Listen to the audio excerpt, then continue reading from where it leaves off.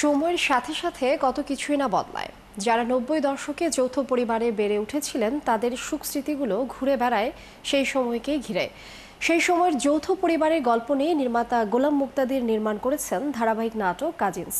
রাজধানীর উত্তরায় হয়ে গেল নাটকটির দৃশ্য ধারণ। বিস্তারিত সুমনা সুবীর প্রতিবেদনে।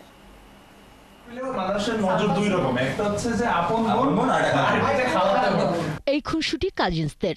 সময়ের সাথে যৌথ পরিবার ভেঙে গেলেও পর্দার এই হাসি আনন্দ ফিরিয়ে নিয়ে যায় ৯০-এর দশকে। শহরের কোলাহলের মাঝেও এক টুকরো আশ্রয়। বিপদ এলেই যে বাড়ির দরজা সবার জন্য খোলা, সেটাই বড় ভাইয়ের বাড়ি। কাজিনস নাটকের সেই বাড়ি হয়ে ওঠে কাজিনদের মিলন মেলা। আমরা সবাই মিলে, আমরা সব কাজিনরা মিলে এখানে দাদা ভাইয়ের মাথা ভেঙে খাচ্ছি।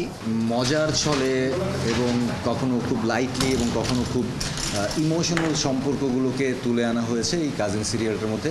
আমি টিকটকার, ফ্যাশন ডিজাইনার, একটা ফান লাভিং ক্যারেক্টার, আর আমার কাজিনসদের জ্বালাতে আমার বেশি পছন্দ। নাটকটির নির্মাতা জানান, যৌথ পরিবারের আবহে হাসি, কান্না আর মিলনের গল্পে সাজানো হয়েছে নাটকটির গল্প।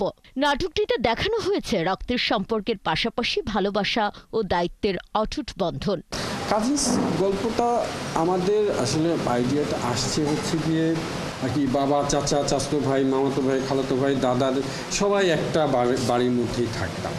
তো ওই জায়গার থেকে সরে ধীরে ধীরে আমরা এত ছোট ছোট ফ্যামিলি হয়ে গেছি, শুধু বাবা মা মেয়ে ছেলে।